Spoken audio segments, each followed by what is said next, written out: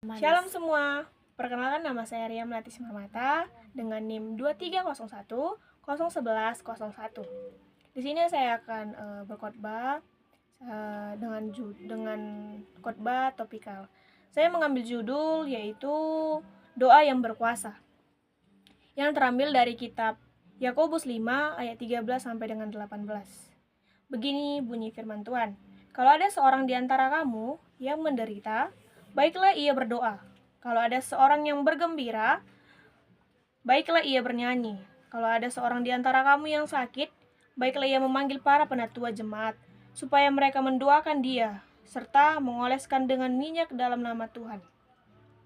Dan doa yang lahir dari iman akan menyelamatkan orang sakit itu.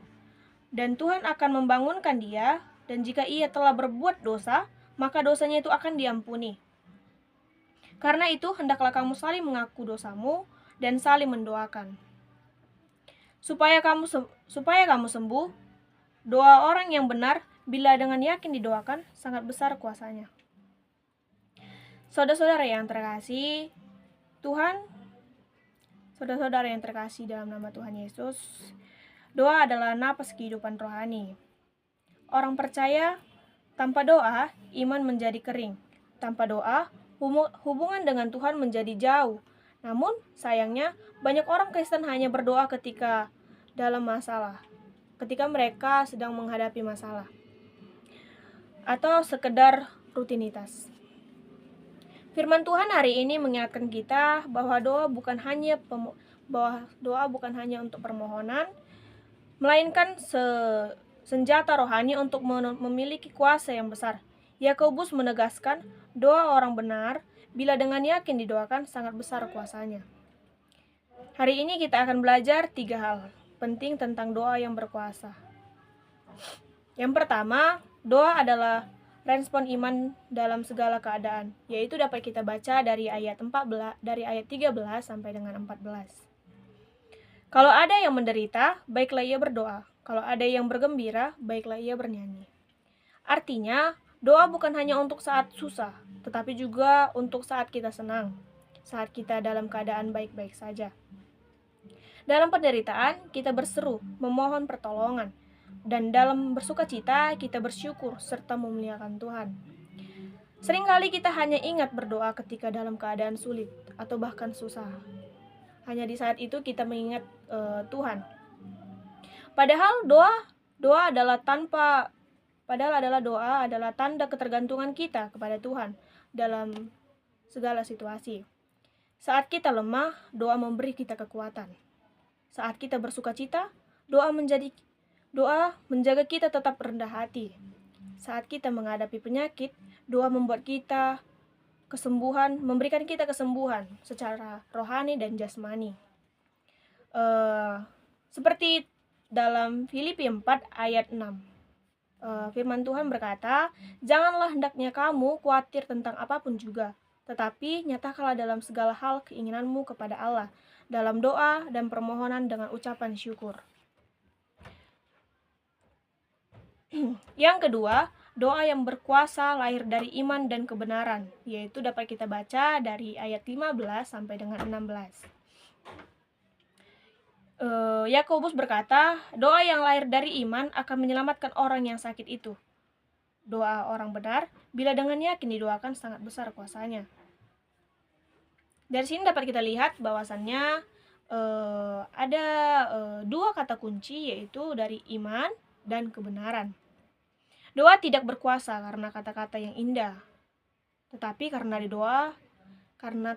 dengan doa yang diimani kepada Tuhan yang hidup. Doa yang berkuasa lahir dari hati yang percaya, bukan dari mulut yang ragu-ragu. Selain itu, doa yang berkuasa juga lahir dari hati yang benar di hadapan Tuhan. Orang yang hidup dalam dosa dan tidak mau bertobat akan sulit mengalami kuasa doa, karena doanya kehalang oleh dosanya. Karena itu, Yakobus berkata, hendaklah kamu saling mengaku dosa kamu dan saling mendoakan supaya kamu sembuh. Doa orang benar adalah doa yang bersih hatinya, rendah hati, dan percaya penuh dengan kuasa Allah.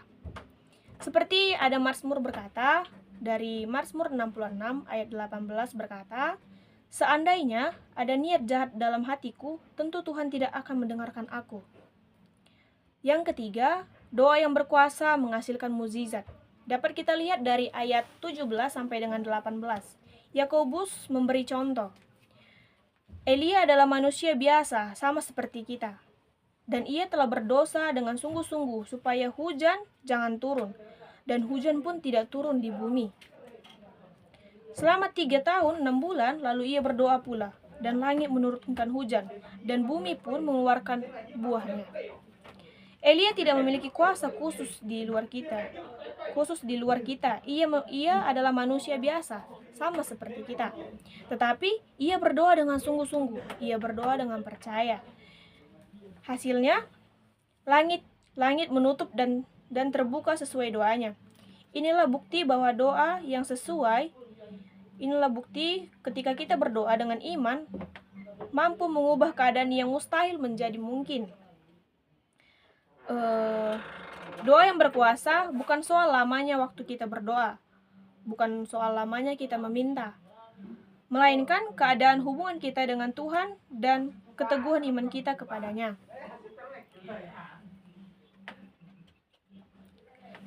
Bagaimana kita menerapkan firman ini dalam kehidupan kita sehari-hari? Yang pertama, dengan membangun kebiasaan berdoa setiap hari. Pertama, dengan membangun kebiasaan berdoa setiap hari. Jadikan doa sebagai bagian alami dari hidupmu, bukan karena keterpaksaan atau bukan hanya saat kita butuh Tuhan dalam keadaan yang tidak baik. Yang kedua, berdoalah dengan iman dan hati yang tulus dan percaya.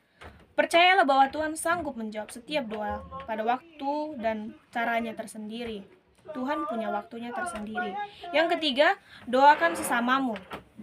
Doa yang berkuasa bukan hanya untuk diri kita sendiri, tetapi juga kita dapat berdoa untuk orang di sekitar kita. Tetapi juga bagi orang lain sedang membutuhkan pertolongan dari Tuhan. Saudara-saudara yang terkasih, doa bukan sekedar rutinitas rohani, melainkan hubungan hidup antara manusia dengan Allah, hubungan kita dengan Tuhan.